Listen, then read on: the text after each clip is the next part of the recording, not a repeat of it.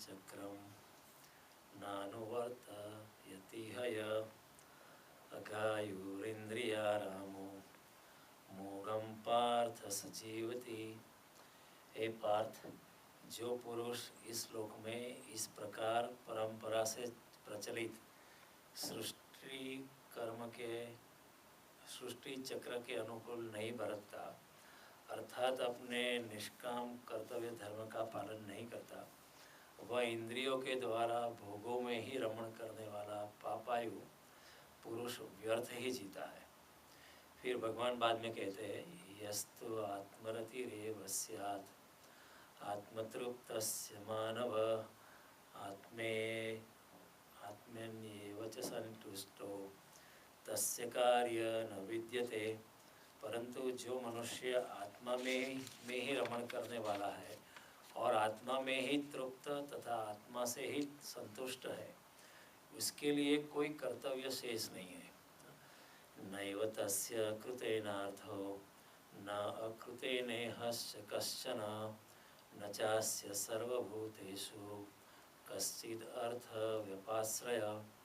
ऐसे महापुरुष का इस विश्व में न तो कर्म करने से कोई प्रयोजन रहता है, न कर्मों के न करने से भी कोई प्रयोजन रहता है, तथा संपूर्ण प्राणियों में भी इसका कोई किंचित मात्र भी स्वार्थ का संबंध रहता नहीं है। तो भगवान कर्मयोग की बात बहुत आगे ही बढ़ा रहे हैं, जो हमारी समझ के बाहर है। क्योंकि आमतौर पर हमने जन्म से लेकर आज तक ऐसे ही जीवन को देखा है जिसमें हमने कभी निष्काम कर्म के बारे में हमें कल्पना भी नहीं की है, हमने सोचा भी नहीं है। कभी भी हमने कर्म किया है तो हमने सोचा है कि मैं ये करता हूँ तो इसके बारे में उसके पश्चात मुझे क्या मिलेगा, हमेशा।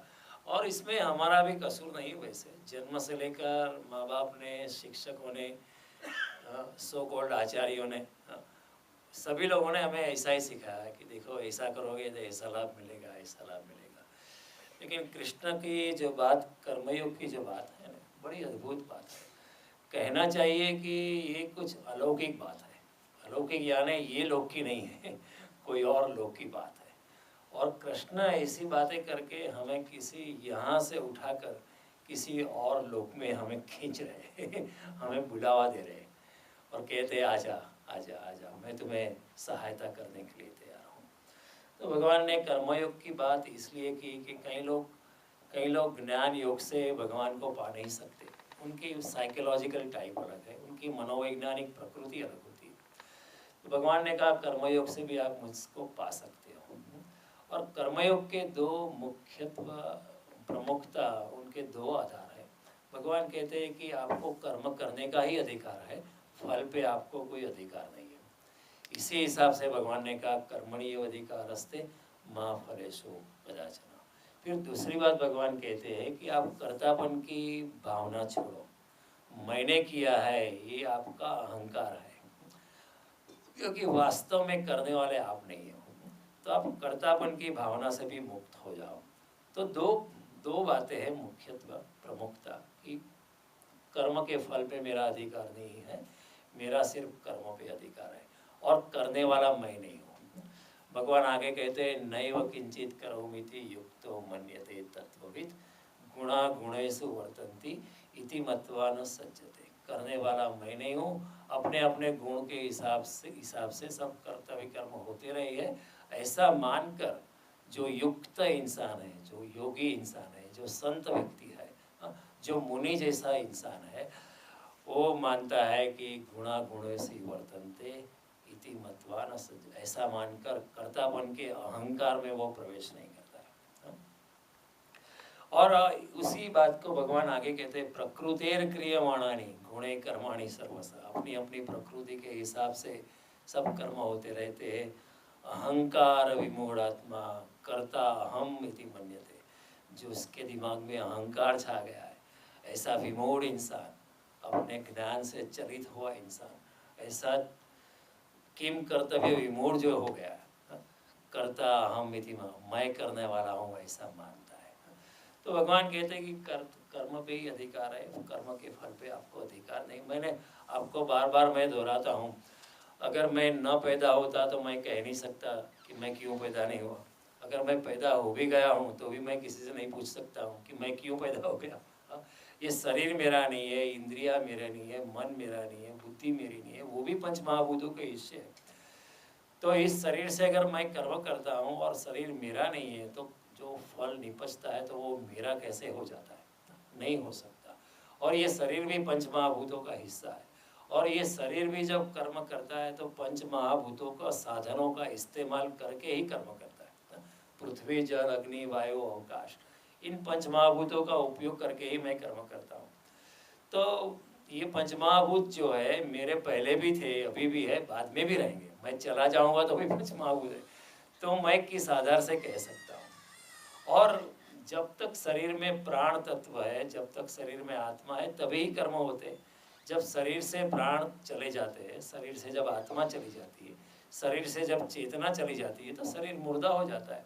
तो इसका मतलब ये है कि जो भी कर्म होते हैं वो सभी कर्म चेतना से होते हैं, पर आत्मा की ऊर्जा से होते हैं। क्योंकि शरीर जब मुर्दा हो जाता है, जब आत्मा उसमें होता नहीं है, तो कर्म नहीं कर सकते। शरीर अगर मैं मुर्दा हो जाऊं इधर तो मैं कुछ नहीं कर सकता हूँ। तो आत्मा की ऊर्जा से सभी कर्तव्य कर्म होते हैं। और आत्मा जो क्या है वो भी परमात्मा का ही अंश है। ममेव अंशो जीवलोके जीवभूत सनातन।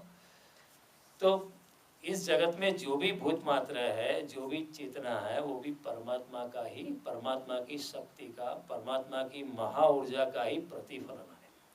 It is nothing but a reflection of his opulence.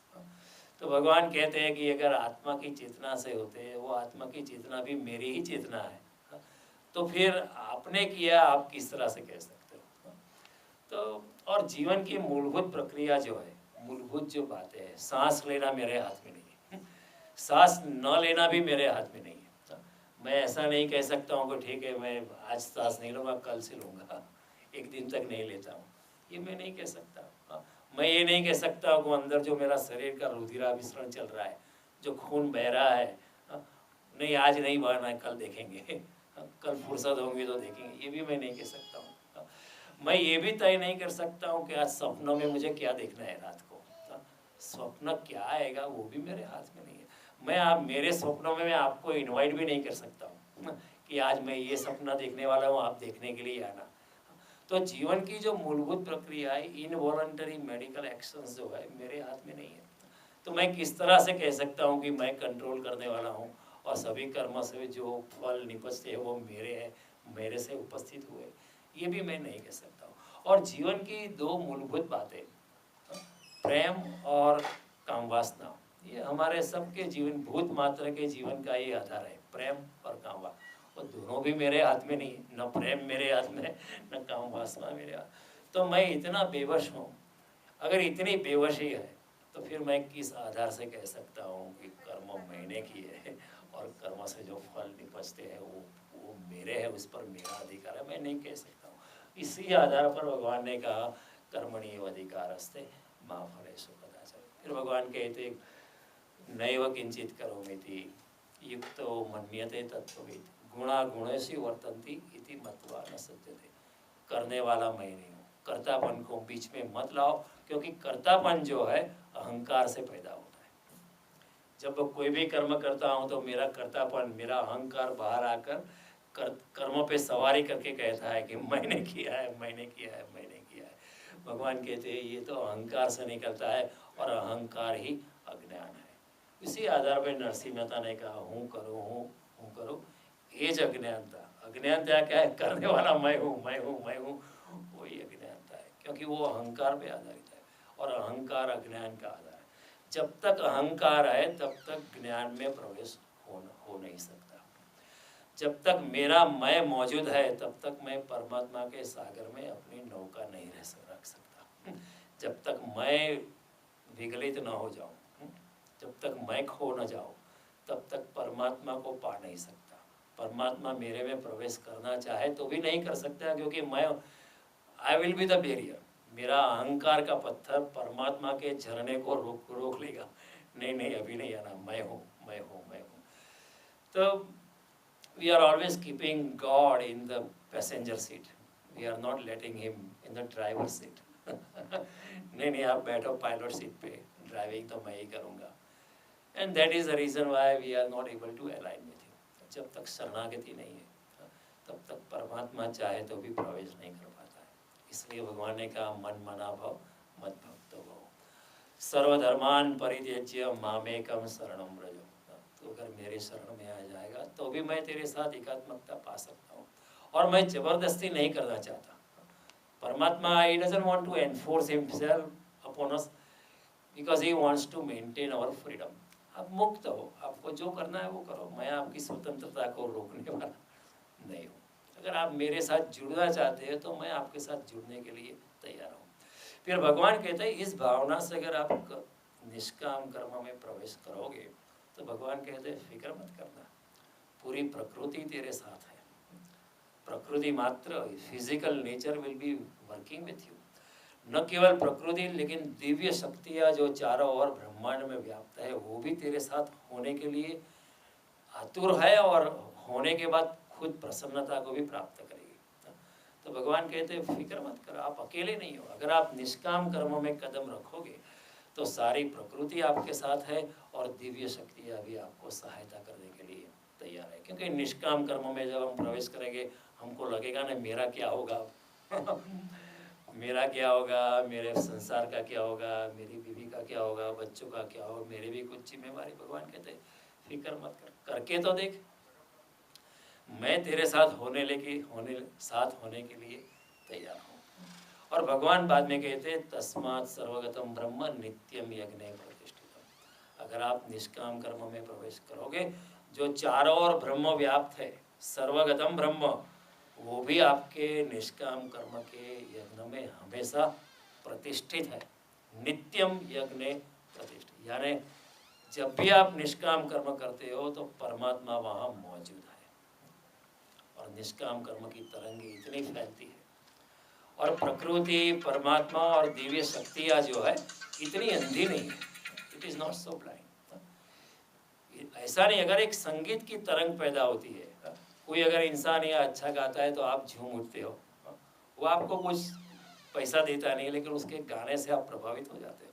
एक संगीत की तरंगों से अगर कोई वनस्पति पे असर होती है, अगर कोई संगीत की तरंग से माँ के गर्भ में जो बालक है उस पर भी असर होती है, तो क्या निष्काम कर्म की कोई तरंग नहीं बनती होगी सोचो।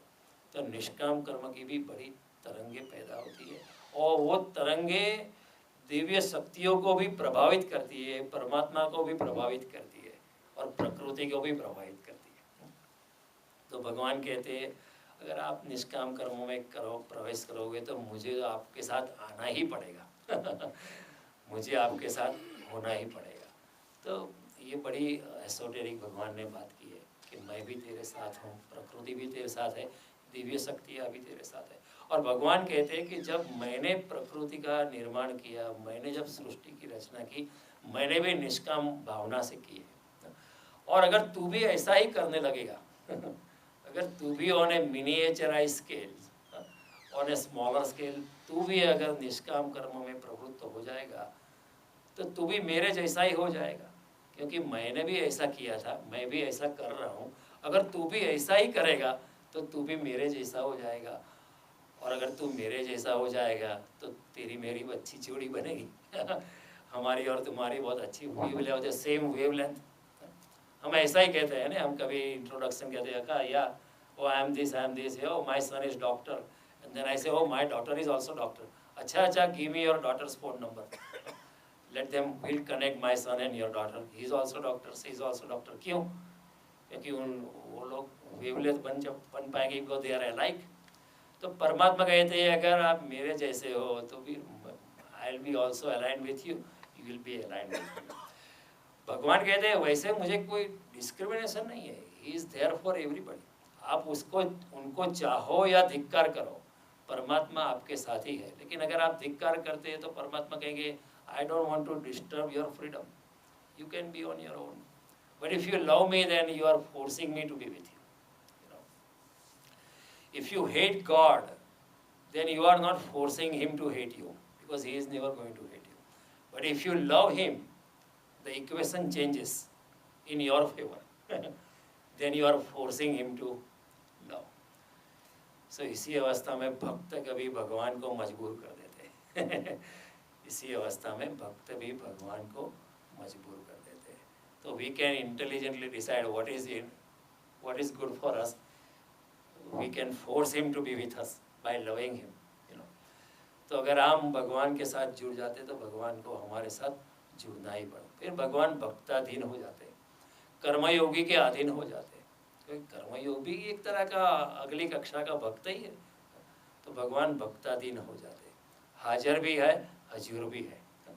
जो भी आप चाहे, भगवान आपके हृदय में जो चाहना होती है, आपको बिना मांगे भगवान उसकी पूर्ति करते हैं, बिना मांगे। भगवान कहते हैं इधर तीसरे अध्याय में, दिव्य शक्तियाँ बिना मांगे आपको सहायता करने के लिए तत्पर है। तो भगवान कहते हैं मांगना मत। आप अगर मांगेंगे तो फिर दिव्य शक्तियाँ देखेगी कि आप इतने पात्र नहीं बढ़े, ये तो मांगता रहता है, तो अपना मुंह फेर लेती।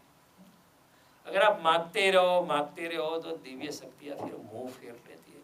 आपको पात्र न समझकर, आपको योग्य न समझकर दिव्य शक्तियाँ अपना मुंह फेर लेती और कहीं और चली जाती। तो भगवान कहते हैं मांगना मत, बिना मांगे दे देती। हनुमान जी विभीषण जी को कहते हैं, रामायण में तुलसीदास जी लिखते हैं, सुनो विभीषण प्रभु की रीति, करहु सदा सेवक पर प्रीति। This is a policy of भगवान राम, कि अगर आप भगवान राम की सेवा करने के लिए तत्पर हो तो भगवान राम भी आपकी सेवा के लिए तत्पर है। सुनो विभीषण प्रभु की रीति, करहु सदा सेवक पर प्रीति। क्योंकि विभीषण जी सवाल पूछते हनुमान जी को, मैं तो राक्षस कुल का हूँ, क्या भगवान राम अगर मैं शरण में जाऊँगा तो मेरा स्वीकार करेंगे या नहीं करेंगे? तो हनुमान जी कहते हैं कि Ram ji has this policy अगर आप उनकी शरण में आते हैं तो भगवान राम आपके ही हो जाएंगे। तो इसी तरह कर्मयोग में भी भगवान कहते हैं कि मैं खुद आपके साथ होने के तैयार हूँ। और फिर भगवान कहते हैं एवं प्रवर्तति चक्रम। इस तरह मनुष्य प्रकृति के अधीन, प्रकृति के साथ हिला मिला हुआ, दिव्य शक्तियों के साथ हिला मिला हुआ और परमात्मा के साथ हिला मिला जब इस तरह कर्म करता है तो उसके जब इस तरह अपनी जीवन की धारा के साथ बहता है, जब इस तरह प्रकृति से जब तालमेल करता है, इस तरह जो जीवन के क्रम के अनुसार जीता है, सहजता से जीता है, सरलता से जीवन है, तो इसके जीवन में एक मौज आ जाती है। हम कहते हैं ना फकीर की मौज उसे कोई परवाह नहीं है, उसके जीवन में एक मौज है, उसके चेहरे पर हमेशा स्मित रहता है। जब हम सकाम कर्म में डूबे रहते हैं तो हमारे चेहरे से स्मित नहीं रहता है, हमारे से चेहरे में जो आनंद और उमंग रहता नहीं। हालांकि हमें बहुत पैसा है, बहुत संपत्ति है, लेकिन आनंद जिसे कहते हैं, स्मित जिसे कहते हैं, संतोष की एक धारा, चेहरे पर जो आनंद, चमक, मौज, सुगंध, प्रकृति के साथ एक संगीतपूर्ण तालमेल, ऐसा रहता नहीं है। तो लेकिन ऐसा इंसान जो परमात्मा के साथ जुड़ गया है, जो प्रकृति के साथ, दिव्य शक्तियों के साथ, परमात्मा के साथ अनुग्रहितता से, शरणागति से, अनहंकारिता से जो बहता है, वैसा धार्मिक व्यक्ति परमात्मा की मधुरता का अनुभव करता है। फिर चारों ओर उसके लिए परमात्मा व्याप्त है, जड़ में भी, चेतन में भी। किसी बालक की मुस्कान में, किसी स्त्री के सौंदर्य में, किसी बूढ़े के सफ़ेद बाल में भी उसके परमात्मा का ही आविर्भाव नजर आता है। चारों ओर जहाँ भी वो नजर करता है उसको परमात्मा की अनुभूति होने लगती है। फिर उसके लिए जड़, चेतन और जीव जगत सकल राममय जाने। फिर न केवल कण कण में राम है, कण कण ही राम है। There is a difference. हम कभी कहते हैं कण कण में राम है, लेकिन ऐसा योगी कहेगा कण कण ही राम है। There is a difference. फिर कण कण में राम ऐसा नहीं, कण कण ही राम है। ईशावास्यमिदं सर्वं यत् किंचित् जगत्यां जगत् तेन त्यक्तेन भुंजिता मा कृण कस्य सिद्धं। चारों ओर परमात्मा उसके व्याप्त है। फिर वो कहेगा यत प्रवृत्तिर्भूतानां येन सर्वमिदं ततम्। जिसके आधार से भूत मात्र प्रवृत्ति कर सकते हैं, यत प्रवृत्ति भूतानाम, जिसकी शक्ति से ही भूत मात्र कर्म कर सकते हैं। ये न सर्वम इदम ततम, जो चारों ओर व्याप्त है, स्वकर्मणा त्वम अभ्यर्च्य सिद्धिम विन्दति माना, अपने अपने कर्म उस परमात्मा के चरणों में अर्पित करके ऐसा इंसान सिद्धि को प्राप्त होता है। सिद्धि आने वो परमात्मा के साथ जुड़ जाता है। इससे बड़ी जगत में कोई सिद्धि नहीं है, इससे बड़ी जगत में कोई परमार्थ नहीं है। परमात्मा के साथ जुड़ जाना ये सबसे बड़ी सिद्धि है। वैसे 18 सिद्धियां है, लेकिन उससे भी सबसे बड़ी ज़्यादा सिद्धि क्या है? परमात्मा से साथ एकात्मकता को साथ देना, अपने आत्मस्वरूप का दर्शन करना और अपने आत्मा को परमात्मा के साथ एक रंग कर देना, एक रूप कर देना और अपने नाम रंग और रूप को विलीन कर देना, ये सबसे बड़ी सिद्धि है। तो ऐसा इंसान धीरे धीरे धीरे धीरे जो है कर्मयोग के आनंद को अनुभव कर पाता है। और इसलिए कि इंसान कर्मयोग में बड़े जोर से प्रवेश कर सके, इसलिए हमारे वैदिक धर्म ने, हमारे सनातन धर्म ने 4 वर्णों की रचना की थी, ब्राह्मण, क्षत्रिय, वैश्य, शूद्र। ये these divisions were not vertical, they were horizontal, they were not discriminatory। ऐसा नहीं कि ब्राह्मण ऊपर है, फिर क्षत्रिय, फिर वैश्य, फिर नहीं, अपनी अपनी साइकोलॉजिकल टाइप के अनुसार 4 वर्ग किए थे। आज का मनोविज्ञान भी कहता है there are 4 basic archetypes. हमने कहा ब्राह्मण है, क्षत्रिय, वैश्य, एक शूद्र है। आज के जो इंसान है उसका भी ब्रॉडर क्लासिफिकेशन कर सकते हैं कि ये ब्राह्मण टाइप है, ये क्षत्रिय टाइप है, वैश्य टाइप है, एक शूद्र टाइप है। लेकिन ये जन्म से नहीं था, अपने गुण के हिसाब से, अपनी प्रकृति के हिसाब से। लेकिन फिर बाद में जन्म के जैसा हो गया, which was not good, you know. लेकिन उसमें ऐसा नहीं था कि you can not cross the barrier, you know. कई लोग क्षत्रिय पैदा हुए लेकिन उन्होंने ब्राह्मण का काम किया। मैंने बार बार कहा कि जैनों के 24 तीर्थंकर क्षत्रिय घराना में पैदा हुए, उन्होंने ब्राह्मण का कार्य किया, और ऐसा कोई डिस्क्रिमिनेशन नहीं था। राम और कृष्ण क्षत्रिय घराने में पैदा हुए थे, लेकिन उन्होंने भी ब्राह्मण का कार्य किया, क्षत्रिय धर्म भी बचाया उन्होंने। तो ऐसा कोई डिस्क्रिमिनेशन, भगवान राम खुद सबरी से मिलते, विभीषण जो राक्षस परिवार से उसको गले मिलते, हनुमान जी जो वानर कुल में है उनके साथ भी गले मिलते। तो ऐसा कोई डिस्क्रिमिनेशन नहीं था। कृष्ण भी विदुर जी के साथ बड़े हिले मिले हुए। एक बार जब कृष्ण मथुरा में उनका प्रवेश हुआ तो सारी मथुरा नगरी उनके स्वागत के लिए राजमार्ग पर खड़ी हो गई थी।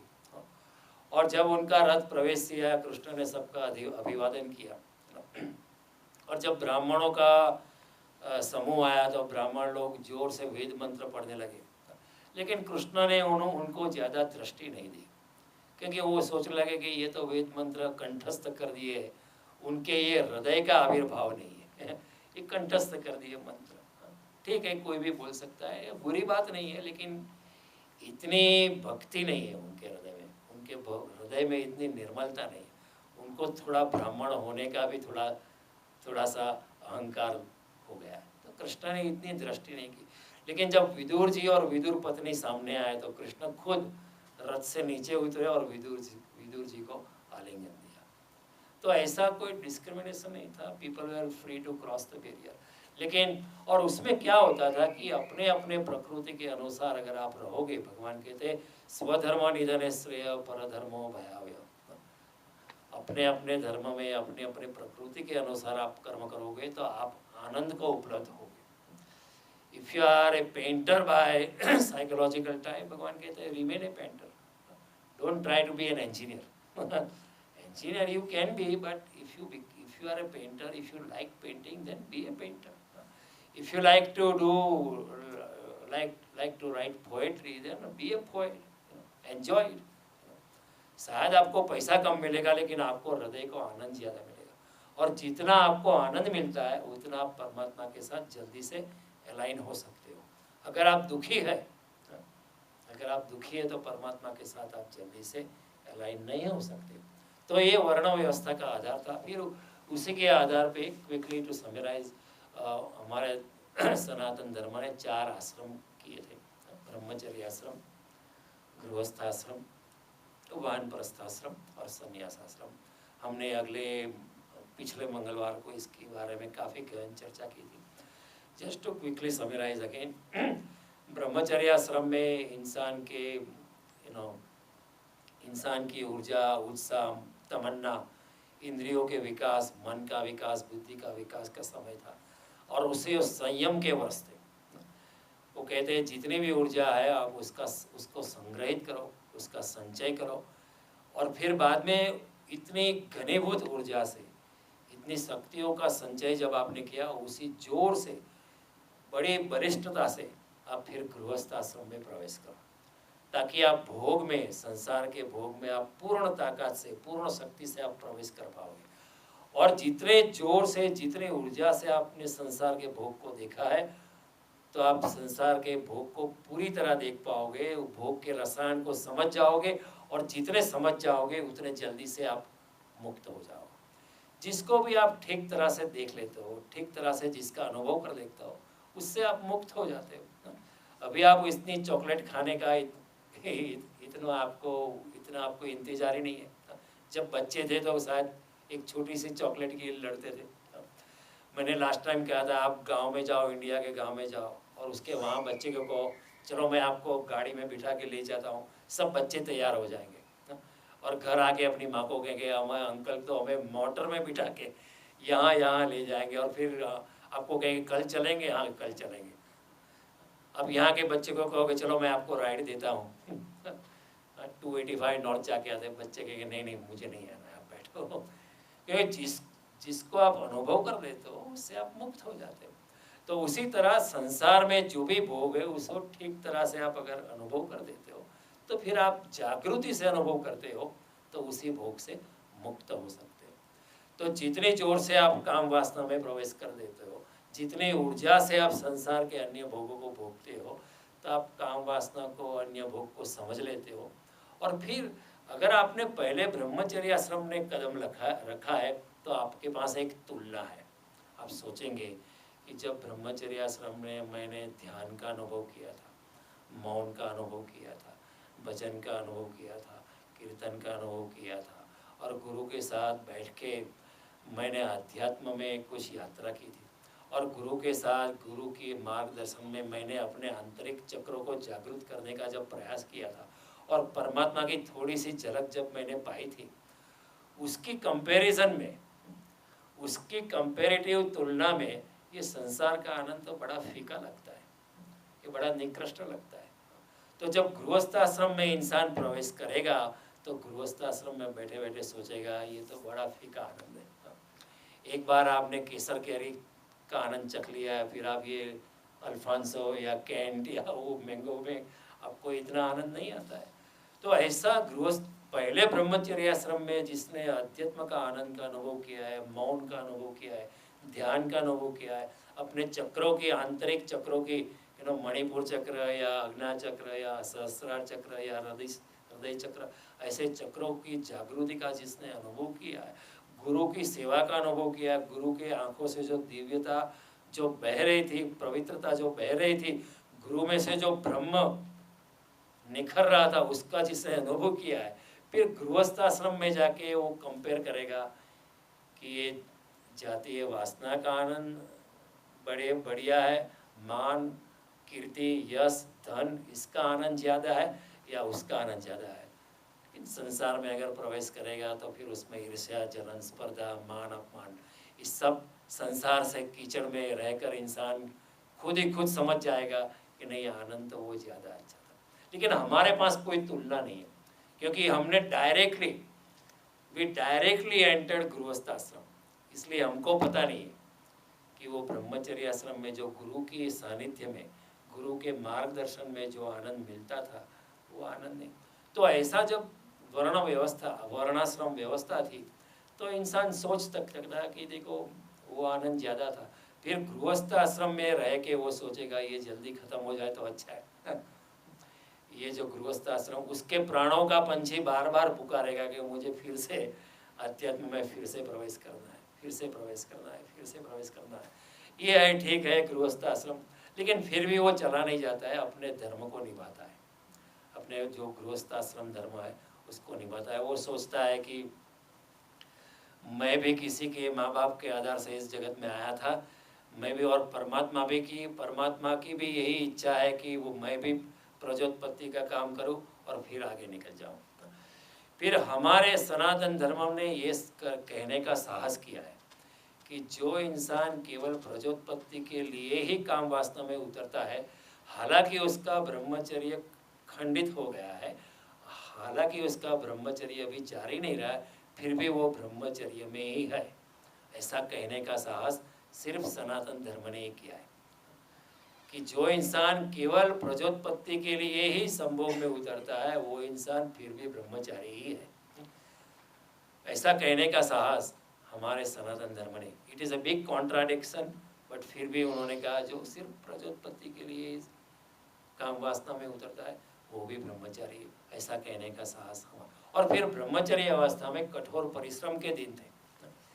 जिसने ब्रह्मचर्याश्रम के दौरान गुरु की सेवा की है, आश्रम की लकड़ियाँ काटी है, गुरु से उठे उससे पहले उठ गया है, गुरु सोए बाद में सोया है, अपने कपड़े खुद धोए, आश्रम के लिए खाना पकाया, आश्रम के लिए लकड़ी काटी है, जो चटाई पे लेट गया है, उसके लिए जब ब्रह्मचर्य आश्रम से जब गृहस्थाश्रम से वापस आए, गृहस्थाश्रम में प्रवेश करेगा, तो गृहस्थाश्रम में उसे जो भी मिलेगा उसको संतोष ही मिलेगा, क्योंकि वो कहेगा कि वह अगर आज सोने के लिए ठीक तरह से व्यवस्था नहीं हुआ, अरे हम तो ब्रह्मचर्य आश्रम के दौरान में गुरु के आश्रम में जमीन पे लेट जाएगा, आज अगर एक पिलो नहीं है तो क्या बात होगी, हमें आनंद ही आनंद है।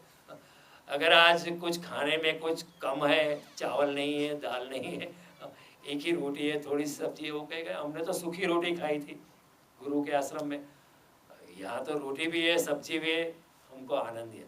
फिर जिंदगी उसे जो भी देगी उसके लिए जरूरत से ज़्यादा ही लगेगी। तो ऐसा इंसान हमेशा आनंद में रहेगा, संतोष में रहेगा। अगर संतोष में रहेगा तो निष्काम कर्मों में भी प्रवेश कर पाएगा।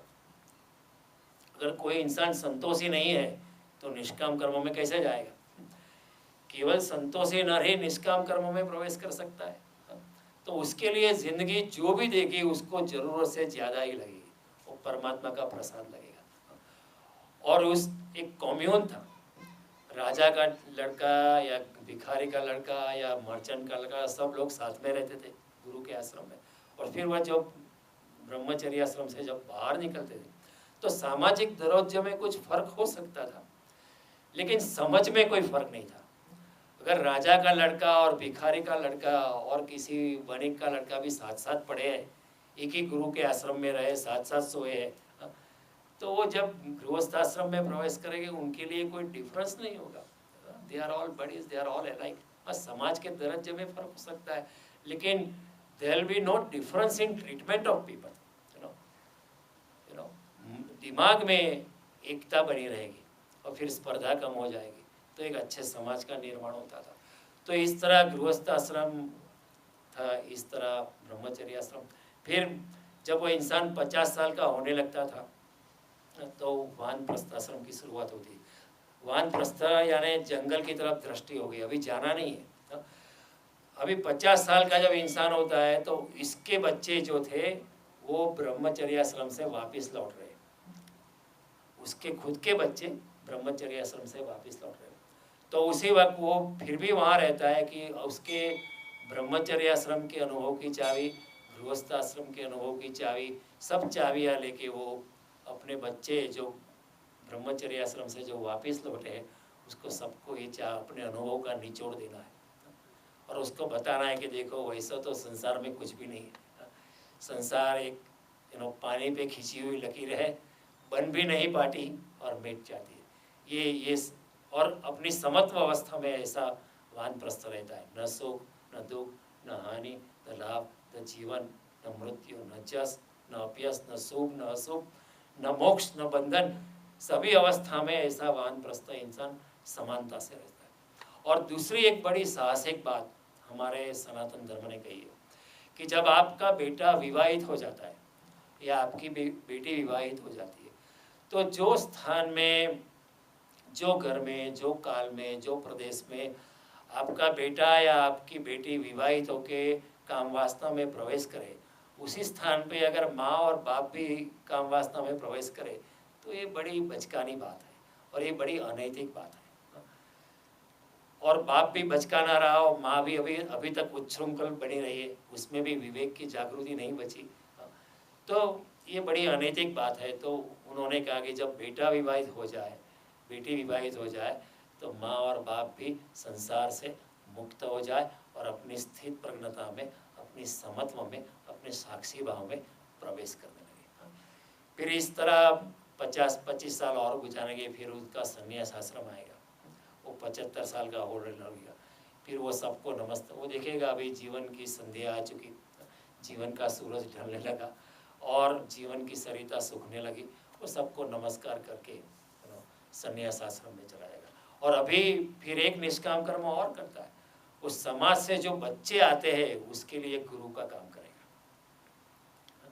समाज से जो बच्चे आते हैं उसके लिए गुरु का काम होता है। अभी देखो बच्चे होंगे 9, 10, 12, 15 साल के, गुरु होगा करीबन 17 साल का, 80 साल का।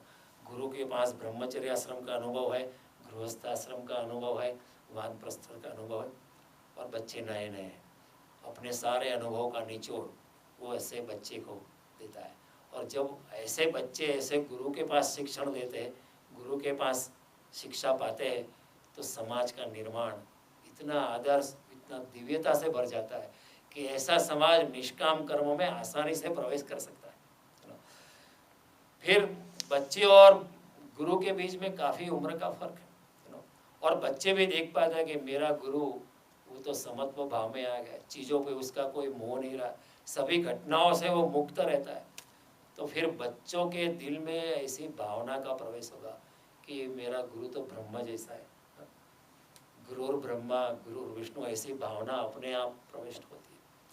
और फिर बच्चा ऐसे गुरु के पास शिक्षा पाके 25 साल तक वो जो मुफ्त में देता है, वो सदा के लिए गुरु का ऋणी होके ब्रह्मचर्य आश्रम से गृहस्थाश्रम में प्रवेश करेगा। लेकिन गुरु का प्रेम, गुरु माता का प्रेम उसके सर पे इतना छा गया होता है, वो कहता है मुझे नहीं जाना है मुझे गृहस्थाश्रम में नहीं जाना है, मुझे तो यहाँ आश्रम में ही रहना है। लेकिन गुरु फिर से कहता है कि नहीं, संसार का भी अनुभव लेना है ताकि आप संसार से मुक्त हो पाओ। जब तक आप संसार का अनुभव नहीं लेते हो तब तक आप संसार से मुक्त नहीं हो पाओगे। तो गुरु कहेगा नहीं, मेरी आज्ञा है कि संसार में जाना है, अपने आप खुद देखना है और अपने आप खुद देखे फिर समझना है, क्योंकि wisdom will come from with in. किसी गुरु के कहने से, किसी शास्त्रों को कंठस्थ करने से ज्ञान होता नहीं, ज्ञान आंतरिक अनुभूति से आता है। इसलिए गुरु कहेगा नहीं, फिर भी आपको जाना है। तो इस तरह जब व्यवस्था थी वर्णाश्रम धर्म की, तो ऐसे समाज की रचना होती थी, ऐसे लोगों का निर्माण होता था कि जो निष्काम कर्म की यात्रा में बड़ी आसानी से और बड़ी शीघ्रता से और बड़ी तीव्रता से प्रवेश करते। 4 वर्णों की व्यवस्था थी, 4 वर्णाश्रम की व्यवस्था थी, और इनके पीछे बड़ा मनोवैज्ञानिक कारण थे। There were very deeper esoteric reasons for this. लेकिन आज वो अव्यवस्था बिखर गई है और शायद कभी वापस नहीं आ सकती लोग, क्योंकि इस विज्ञान को समझाने वाले शेष नहीं रहे इस जगत में। आज जब पृथ्वी पर ऐसे लोग बहुत कम है जिसके पास आधुनिक विज्ञान की दृष्टि भी हो और हमारे पुरातन काल की आध्यात्मिक गहनता को समझने की भी दृष्टि हो। ऐसे लोग आज पृथ्वी पे ना के बराबर हैं।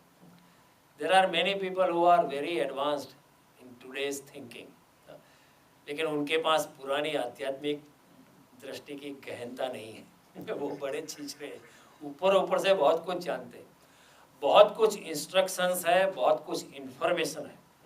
आज का जो शिक्षण है it is based on lot of instructions and lot of, लेकिन एग्जिस्टेंशियल अस्तित्व के दृष्टि की जो ज्ञान होना चाहिए वो ज्ञान नहीं है। आज का शिक्षण जो इंस्ट्रक्शनल है, इंफॉर्मेटिव है, लेकिन एग्जिस्टेंशियल नहीं है, जो इंद्रियों से भी पार जाता है, बुद्धि से भी पार जाता है, ऐसी शिक्षा हमारे पास आज नहीं है। तो ये जो ब्रह्मचर्य आश्रम था, वानप्रस्थाश्रम था, गृहस्थाश्रम था, संन्यास आश्रम था। इससे गुजरकर इंसान न केवल भौतिक जीवन में सफल हो सकता था, लेकिन आध्यात्मिकता में भी पूरी तीव्रता से, पूरे जोर से, पूरी ऊर्जा से वो परमात्मा की ओर शीघ्रता से जा सकता था। और इसी के आधार पे जब इस तरह हजारों लोग गुजरे, तो फिर हमारी धरती पे, भारत भूमि पर अनेक संत हुए अनेक मुनि हुए। उसका कारण यही है। वैसे ही अनेक मुनि नहीं पैदा होते, वैसे ही अनेक संत लोग पैदा नहीं होते, वैसे ही इतने बड़े ज्ञानी लोग ऐसे ही पैदा नहीं हो जाते। जब इतने बड़े आधार थे, इतने बड़े लोग समाज में, इतनी निष्कामता थी समाज में, जब पृथ्वी पर इतने सीधे सरल लोग पवित्रता से भरे थे, जब शब्दों का मूल्य था, लोग के हर इंसान के हृदय में परमात्मा बैठा हुआ था, हर इंसान के हृदय में राम सघनता से मौजूद था, तभी समाज में संत पैदा होते थे। तो एक जमाना था भारत में, आप कोई भी गांव में जाओ, एक संत तो ऐसा मिलेगा जो आपको परमात्मा के साथ जोड़ने का सामर्थ्य रख सकता था। सिर्फ ऐसा नहीं था शास्त्रों को जानता था, ऐसा नहीं, परमात्मा के साथ आपको जोड़ सकता था, ऐसा सामर्थ्य। तो हजारों संत उपलब्ध थे, हजारों गुरु उपलब्ध थे उस जमाने में। क्यों? क्योंकि ये वर्ण व्यवस्था थी, ये वर्णाश्रम धर्म की व्यवस्था थी। तो ये एक व्यवस्था थी। तो भगवान कहते हैं ये जो चक्र का अनुसर करता है, एवं प्रवर्तति चक्रम। इंसान प्रकृति के अधीन, दिव्य शक्तियों के अधीन, परमात्मा के साथ हिला मिला, प्रकृति के साथ संगीत पूर्ण तालमेल किया हुआ, अनहंकारिता से भरा हुआ, परमात्मा के साथ शरणागति से भरा हुआ, जब निष्काम कर्मों में उतरता है, तो ऐसा इंसान परम आनंद को प्राप्त होता है। विषया विनिवर्तन्ते निराहारस्य देहिनो रसवर्ज्य रसोप्यस्य परम दृष्ट्वा निवर्तते। परमात्मा का परम रस चख के उस संसार के रस से वो मुक्त हो जाता है। परम दृष्ट्वा निवर्तते, जिसने परमात्मा का जो भोग चख लिया है, फिर उसको संसार के भोग में इतना रस रहता नहीं। इसलिए जो हमारे योगी है, संत लोग है, वो परम भोग में है हम चिल्लू चिल्लू में वो अटके हुए, इधर उधर ये मिलेगा, मकान मिलेगा, धन मिलेगा, कीर्ति मिलेगी, सुंदर स्त्री मिलेगी, सुंदर पुरुष मिलेगा, लेकिन ये सब टेम्पररी है। हमारे योगी परमानेंट भोग में थे एक दृष्टि से देखा जाए तो वो बड़े स्वार्थ में थे लेकिन कहना नहीं चाहिए स्वार्थ, कहना चाहिए वो परमार्थ में थे। हम स्वार्थ में हैं, वो परमार्थ में है। हम भी अर्थ में है, वो भी अर्थ में है, लेकिन फर्क इतना है, हम स्वार्थ में है जो टिकता नहीं है, वो परमार्थ में है जो हमेशा टिकता है। तो इस तरह भगवान कहते हैं कि ये चक्र चलता रहता है। और फिर भगवान ने एक बड़ी गूढ़ बात कही हमको कि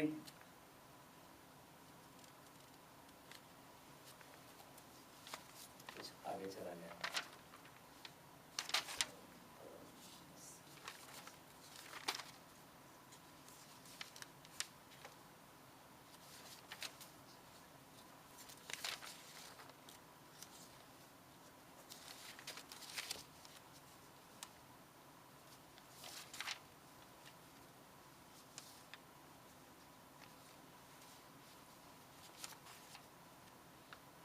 Just want to remain confined to the main thing. फिर भगवान कहते हैं ऐसा कर्मयोगी जो है, ऐसा जो योगी है, उसके लिए कर्मयोग बड़ा आसान हो जाता है। वो हमेशा कर्मयोग में अनायासी से प्रवृत्त हो जाता है। लेकिन फिर भगवान आगे कहते हैं कि यस्तु आत्मरतिरेव स्यात् आत्मतृप्तस्य मानव आत्मेव च संतुष्टो तस्य कार्य न विद्यते। जो अपने आत्मा में ही जिसकी रति है, आत्मरति रेवस्या, यस्तु आत्मरति रेवस्य, जो इसकी रति आत्मा में ही है, आत्मरति आत्मतृप्तस्य मानव, जो अपने आप से ही तृप्त है, जो उसको बिल्कुल अतृप्ति नहीं है, आत्मेव च संतुष्ट हो, अपने आत्मा से ही संतुष्ट है, तस्य कार्य, उसको कुछ भी करने की आवश्यकता नहीं है। वैसे भगवान ने कर्मयोग ने कहा सबको कुछ न कुछ कर्म करना चाहिए, लेकिन अभी भगवान कहते हैं however there is an exception. Yes तू मीन्स हाउ एवर। संस्कृत में जब लोग तू कहते हैं इसका मतलब है परंतु। I am telling you about an exception to the rule, कि जो अपने आत्मा में ही रति करता है, आत्मा से ही संतुष्ट है, आत्मा से ही तृप्त है, उसके लिए तस्य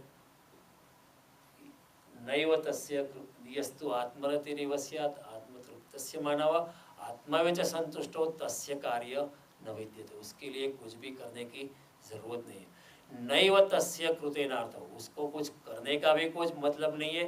न अकृतेन हस्य कस, उसको उसका न करने से भी कोई मतलब नहीं है। नैव तस्य कृतेनार्थो न अकृतेन हस्य न चास्य सर्वभूतेषु कश्चित् अर्थ व्यपास। उसको किसी भी भूत मात्र पे उसका कोई आधार नहीं है। ये भी बड़ी एक गहन बात है, कहना चाहिए ये ज्ञान योग की बात है। कर्मयोग के बीच में भगवान ने ज्ञान योग की बात की है। भगवान कहते हैं जो आत्मा में यस्तु आत्मरतिरेव स्यात्, जो अपने आत्मरति में है, आत्मतृप्तस्य मानव, आत्मा से ही तृप्त है, आत्मवच संतुष्ट हो, अपने आत्मा से ही संतुष्ट है, तस्य कार्य न विद्य, उसके लिए कुछ भी करने की आवश्यकता नहीं। नैव तस्य कृतेनार्थ, उसको कुछ करने का भी कोई मतलब नहीं है। न अकृतेन हस्य कश्चित्, न करने का भी कुछ मतलब नहीं है। न चास्य सर्वभूतेषु कश्चित् अर्थ व्यपार, उसको किसी भी भूत मात्र के लिए, भूत मात्र पे अपने लिए, अपने वास्ते आधार रखना नहीं पड़ता है। तो ये भी एक बड़ी गहन बात भगवान कहते हैं कि ऐसा इंसान जो है उसके लिए कोई रूल अप्लाई नहीं करता है, उसके लिए कोई भी कानून लागू नहीं पड़ते। क्यों? क्योंकि वो सभी कानून से पार हो गया है, सभी कानून से ऐसा इंसान पार हो गया। क्यों? हमारे शास्त्र में कहते हैं समर्थ को नहीं दोष। जो योगी है वो कुछ भी करेगा, उसको कोई दोष नहीं है। ऑर्डिनरीली हम अगर करते हैं तो हमको दोष लगता है, लेकिन जो आत्मतृप्त है, जो आत्मा में ही जिसकी रति है, जो अपने आत्मा में ही बैठा है, उसके लिए वो करे या न करे, कुछ भी करे या कुछ भी न करे, उससे उसको कोई दोष नहीं लगता है, क्योंकि वो सभी करने से या न करने से वो मुक्त है और उसको किसी भी भूत मात्रा पे आधार नहीं रखना पड़ता है। मैं आपको कुछ इधर उधर एग्जाम्पल दूंगा, तो आपको शायद ये बात कुछ समझ में आई। देखो, वैसे भगवान कहते हैं कर्म में डूबे रहना चाहिए, लेकिन रमण महर्षि जैसा योगी है उनको कुछ करने की आवश्यकता नहीं है। आपने रमण महर्षि का पिक्चर देखा होगा, कुर्सी में बैठे और कोई पिक्चर देखा है आपने?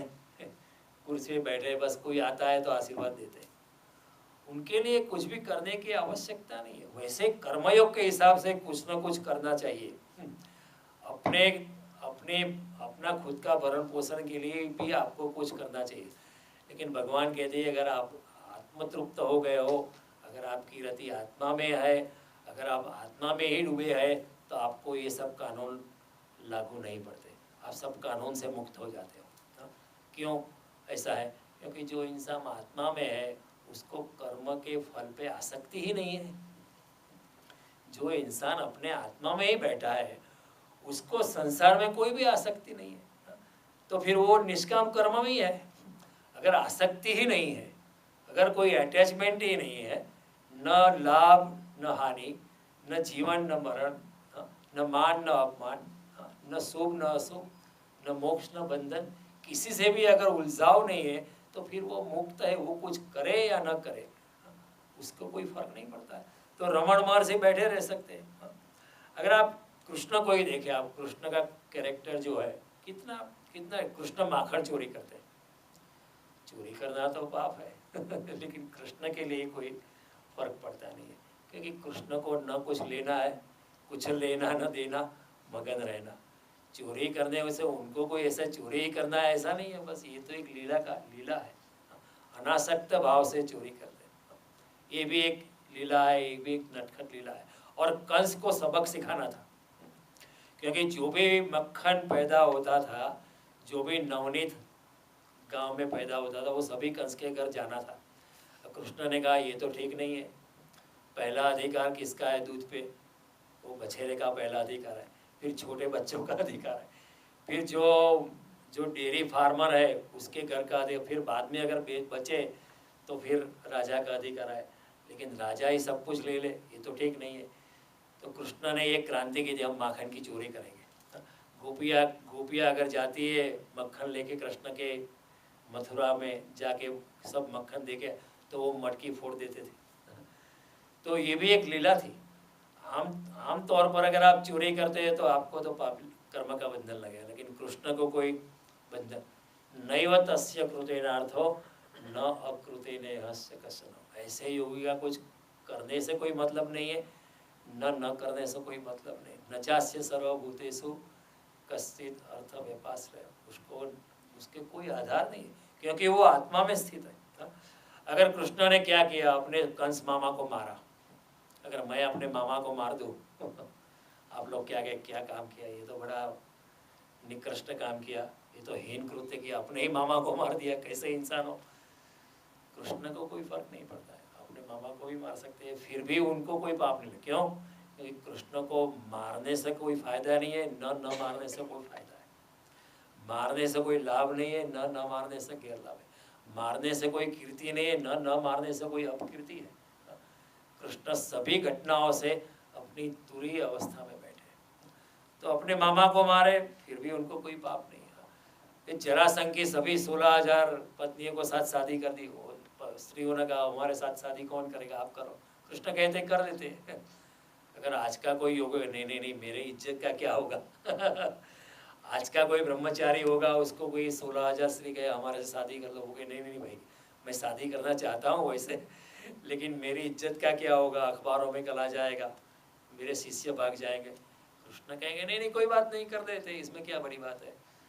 मुझे शादी करने से भी कोई प्रयोजन नहीं, न करने से भी मैं आपके साथ शादी करके काम वास्तव में उतरूंगा, लेकिन फिर भी मैं भूख से मुक्त रहूंगा। ये बात समझनी मुश्किल है। 16,108 स्त्रियों के पति होने के बाद भी कृष्ण नैष्ठिक ब्रह्मचारी है। क्यों? कि यस्तु आत्मरतिरिव स्यात्, आत्मतृप्तस्य मानव आत्मेव च संतुष्टो तस्य कार्य न विद्यते, नैव तस्य कृतेनार्थो न अकृतेने हस्य कस्य न चास्य सर्वभूतेषु कश्चिद् अर्थ व्यपाश्रय। उनको न करने से क्योंकि वो अपने आत्मा में डूबे। कृष्ण भोग में है फिर भी भोग से मुक्त है, जैसे पानी में कमल। उसी अवस्था को शंकराचार्य कहते योगरतो व भोगरतो व संगरतो व संगविहीन यस्य ब्रह्मणि रमते चित्तम नंदति नंदति नंदति। योग में हो, योगी साहब योग में हो या भोग में हो, अनेक स्त्रियों के साथ हो या अनेक पुरुषों के साथ हो या अकेला बैठा हो, उसको कोई फर्क नहीं पड़ता है, क्योंकि जिसके हृदय में ब्रह्म है वो उसके हृदय में सदा के लिए ब्रह्म है। तो स्त्रियों के साथ काम वासना में उतरने के बाद भी श्री कृष्ण अपने नैष्ठिक ब्रह्मचर्य में, ये बात समझनी मुश्किल है। यहाँ यस्तु आत्मरतिरेव स्यात्, उसको कोई कानून लागू नहीं पड़ते। तो ये बातें जो है गीता में भगवान कहते हैं, भगवान अर्जुन किसे कहते हैं, ब्रह्मचर्य का उपदेश करते हैं, लेकिन भगवान खुद गोपियों के साथ रासलीला रचाते हैं। अब भागवत में वर्णन पढ़ो, गोपियों के साथ हर स्त्री को भगवान आलिंगन देते हैं, लेकिन भगवान फिर भी स्त्रियों के साथ आलिंगन में आने के बाद भी भगवान फिर भी मुक्त है। स्त्रियों को ऐसा लगता है कि कृष्ण मेरे हो गए, लेकिन कृष्ण किसी के नहीं हुए कृष्ण हमेशा मुक्त है। ये समझना बड़ी मुश्किल है। और परीक्षित राजा ने भी सवाल पूछा है श्रीमद् भागवत में कि भगवान ने दूसरे की स्त्रियों के साथ क्यों रासलीला रचाई और दूसरे की स्त्रियों के साथ, दूसरे की पत्नियों के साथ क्यों आलिंगन दिया। ये तो बड़ी अनैतिक बात लगती है। लेकिन सुखदेव जी ने जवाब दिया है कि भगवान के लिए गोपियों के साथ खेलना ऐसा ही था जैसे कोई इंसान अपनी छाया के साथ खेलता है, क्योंकि गोपियाँ जो है वो भी कृष्ण के ही स्वरूप थी। अगर मैं अपने हाथ के साथ खेलूँ तो उसमें कोई व्यभिचार नहीं है। तो कृष्ण के लिए गोपियाँ अपने से अलग नहीं थे, गोपियाँ भी उनका ही स्वरूप थी। तो अगर वो गोपियों के साथ ही खेलते हैं तो किसी स्त्री के साथ नहीं खेलते, अपने साथ ही खेलते हैं। तो तो सुखदेव जी ने बड़ी अच्छी एनालॉजी दी कि जैसे इंसान, जैसे बालक अपनी छाया के साथ ही खेलता है, उसी तरह भगवान जब गोपियों के साथ खेले तो अपनी छाया के साथ ही खेले, क्योंकि गोपियों में भी कृष्ण मौजूद है, तो भगवान अपने साथ ही खेल रहे हैं। लेकिन गोपियों को ऐसा लगता है कि कृष्ण मेरे साथ खेले, इन कृष्ण को ऐसा नहीं लगता है। तो कृष्ण की अनासक्ति देखो, वृंदावन में रहे, जब मथुरा गए कभी वृंदावन वापस नहीं गए। इतनी गोपियां उनका इंतजार करती थी, लेकिन कृष्ण कभी वापस नहीं गए। उनका जाना या ना जाना उसके कोई फर्क नहीं पड़ता है। हम होते तो हम सोचे चलो let me meet my ex girlfriend ऐसा विचार इंसान को आ जाता है। लेकिन कृष्ण उनकी इतनी अपरिता है, कभी भी वापस नहीं गए। गोपियों को ऐसा लगता है कि ये तो बड़ी, उन्होंने हमको छोड़ दिया, दिस इज नॉट गुड। लेकिन कृष्ण वॉज नेवर अटैच्ड, सो उनको लिए कोई फर्क नहीं पड़ता है। कृष्ण हमेशा नैष्ठिक ब्रह्मचर्य में, कृष्ण हमेशा अनासक्ति में, कृष्ण हमेशा आत्मस्वरूप है, इसलिए उनको कोई भी कानून लागू नहीं पड़ता।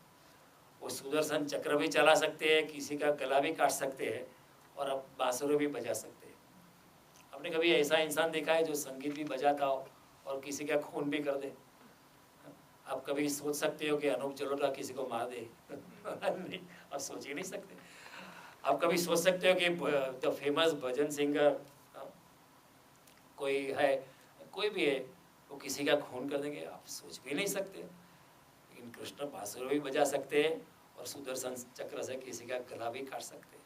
आप कहेंगे कैसा इंसान है, लेकिन कृष्ण को कोई फर्क नहीं पड़ता है। क्यों? क्योंकि वो अपने आत्मा में रहते हैं। आत्मज्ञानी योगी को करने से या न करने से, या करे या न करे, यस्तु आत्मरतिरेव स्यात्, समर्थ को नहीं दोष, वो सभी पोलैरिटी से मुक्त रहते हैं, वो कुछ भी कर सकते हैं। शंकराचार्य 12 साल की उम्र में अपनी माँ को छोड़ के चले गए। पिता तो चल बसे थे, अभी 12 साल के लड़के की फर्ज थी कि अपनी माँ की देखभाल करना, माँ बूढ़ी हो जाएगी तो उसके साथ रहना, माता की सेवा करना। हम कह सकते हैं कि अपनी माँ को छोड़ के चले गए, कैसा इंसान है। लेकिन शंकराचार्य को कोई कानून लागू नहीं पड़ते, क्योंकि जो आत्मनिष्ठ है उसके लिए ये करे, भाग भी जाए तो भी कोई फर्क नहीं पड़ता है, न चले जाए तो भी कोई उसको कोई बंधन नहीं, क्योंकि भगवान कहते हैं वो सभी कर्मों के बंधन से मुक्त है। यहाँ भगवान अपवाद की बात करते हैं, यस्तु आत्मरतिरेव स्यात्, आत्मतृप्तस्य मानवा आत्मैव च संतुष्टो तस्य कार्य न विद्यते। उसके लिए कोई कार्य शेष नहीं रहे, उसको वो करे या ना करे चल जाता है, कोई फर्क नहीं पड़ता है। हमारे लिए तो हमें कर्मों में संयुक्त रहना है, भगवान कहते हैं, क्योंकि हम आसक्त इंसान हैं। जब तक हमारी भी अनासक्ति फलित नहीं होती है, तब तक हमको निष्काम कर्मों में प्रवृत्त रहना ही है, कर्म किए बिना नहीं रहना है। लेकिन भगवान कहते हैं अगर आप आत्मा में आ गए हो तो फिर आपको कर्म करो या न करो कोई फर्क नहीं। बुद्ध अपनी पत्नी को या छोटे से बालक को छोड़ के जा सकते, लेकिन कोई और चला जाए, हम कहेंगे कैसा इंसान है, अपनी पत्नी को छोटे से अभी भी उसका जन्म हुआ है, नवजात शिशु को छोड़ के चला जाता है, what kind of man is. Krishna कहेंगे बुद्ध के लिए कोई फर्क नहीं पड़ता। जिसके हृदय में इतना वैराग्य जग जाएगा, जो अपने आत्मा में स्थित हो गया, उसके लिए जगत के कोई भी कानून लागू नहीं पड़ते, कोई भी शास्त्र भी उसको लागू नहीं पड़ते, सब शास्त्रों के नियम भी उसको लागू नहीं पड़ते, क्योंकि वो खुद नियम है। वो जो कहे वो नियम बन जाता है। ऐसा जो योगी है वो जो कहे वैसा नियम हो जाता है, क्योंकि वो अपवाद स्वरूप है।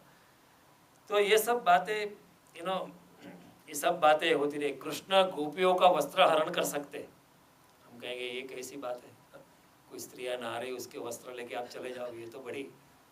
और गोपियों को निर्वस्त्र बाहर आने से मजबूर करते, हम कहेंगे what kind of God is this.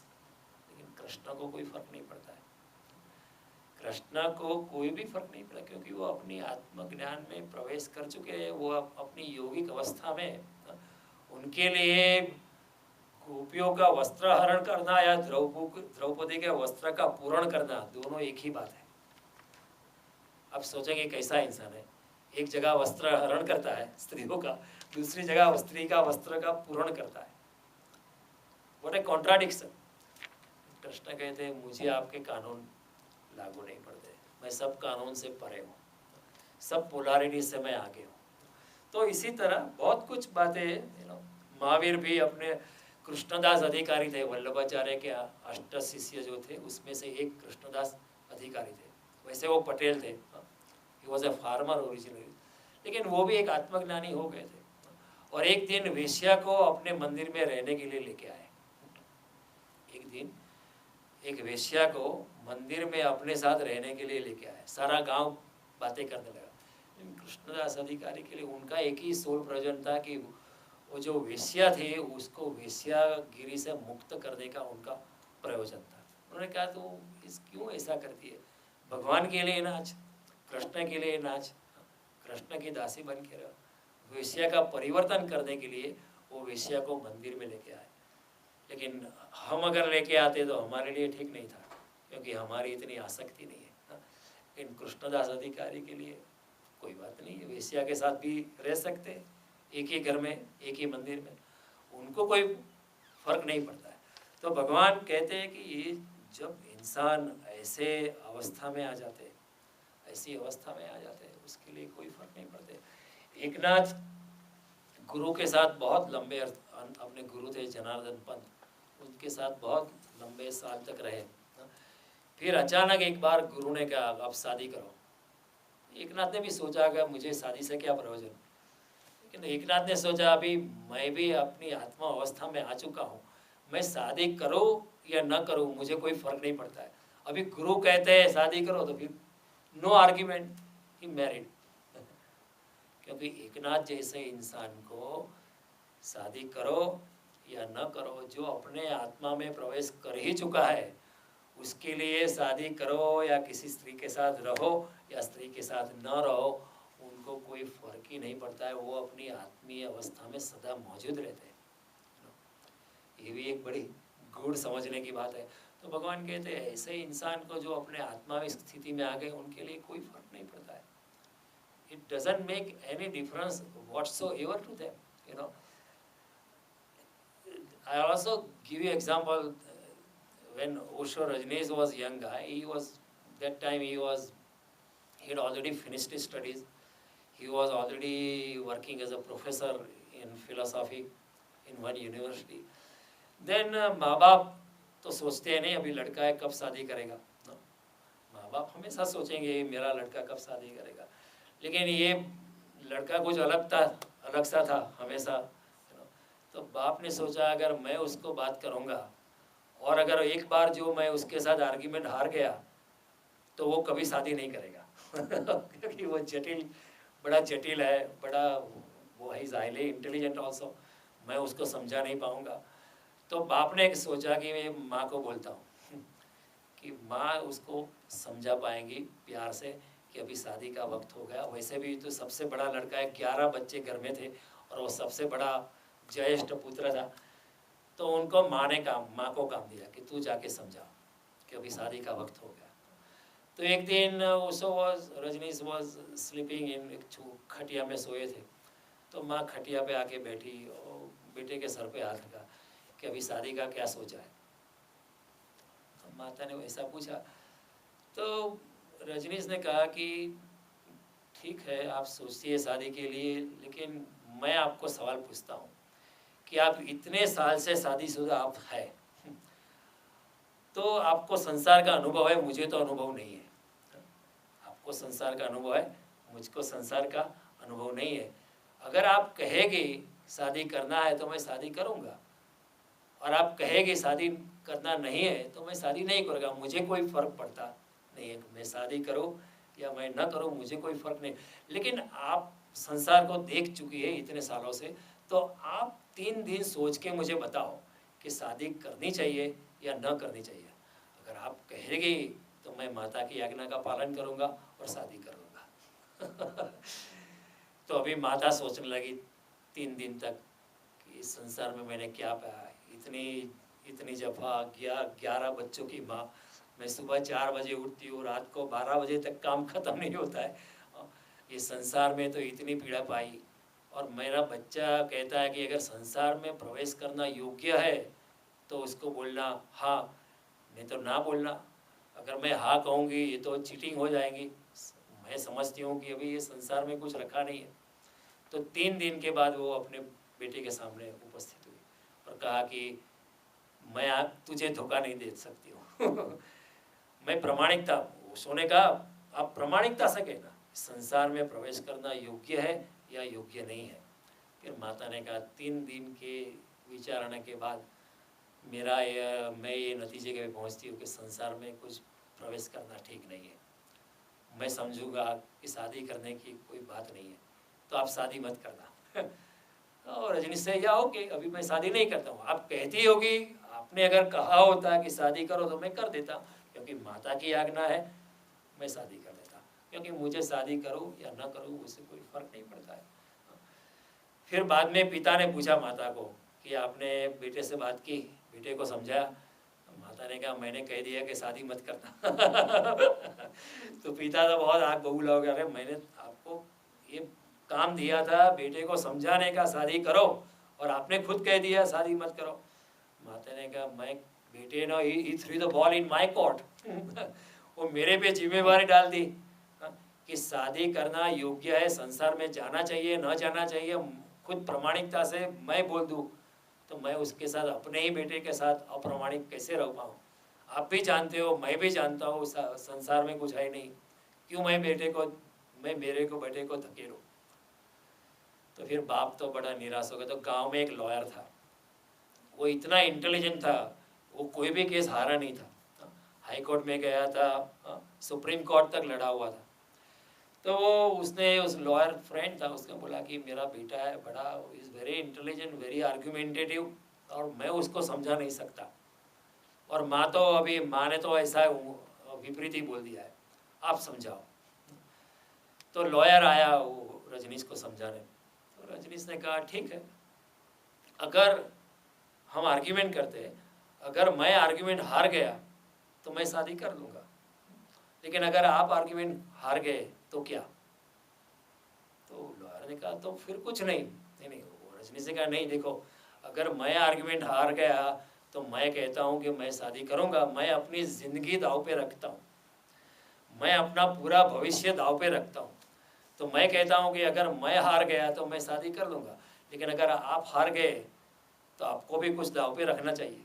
हाँ, अगर आप हार गए तो आपको डिवोर्स लेना पड़ेगा आपकी पत्नी से आपको आपकी पत्नी को डिवोर्स देना पड़ेगा, क्योंकि आप अपना भूतकाल ये दाव पे रख रहे हैं, मैं अपना भविष्य रख रहा हूँ, ये भी एक जुआ है। हाँ? अगर आर्ग्यूमेंट हार गया तो मैं आपकी बात से शादी करने के लिए तैयार हूँ, लेकिन अगर आप हार गए तो आपको डिवोर्स देना चाहिए आपकी बीवी को, क्योंकि फिर शादी करना ठीक नहीं है। तो आप मुक्त हो जाओ, अभी देर हो गई लेकिन अभी शुरुआत करो वो लॉयर तो चला गया। फिर वो हर एवरी डे वो would knock at his door कि मैं आर्ग्यूमेंट करने आया हूँ। वो लॉयर अंदर ही था, लेकिन अपनी बीवी को बोलता उसको बोल दो घर पे नहीं है, घर पे नहीं है। लेकिन ये भी इतना जटिल था, हर दिन जाएगा, he will knock at his door कि बोलो अपने पति को मैं आर्ग्यूमेंट करने आया हूँ। फिर बीवी ने पूछा फाइनल देखो, फिर हर रोज जाने लगा। तो बीवी ने पूछा कि क्या आर्ग्यूमेंट है?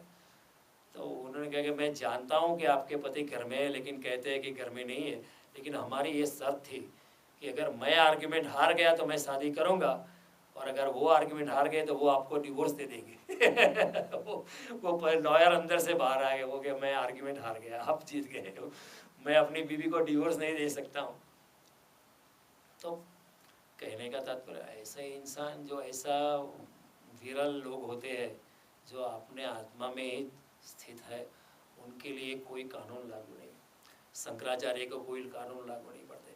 जब शंकराचार्य का मंडन मिश्र से आर्ग्यूमेंट हुआ, जब संवाद हुआ था, विवाद हुआ था, मंडन मिश्र हार गए थे, तब मंडन मिश्र ने शंकराचार्य का शिष्यत्व स्वीकार किया कि मुझे भी आपका शिष्य होना।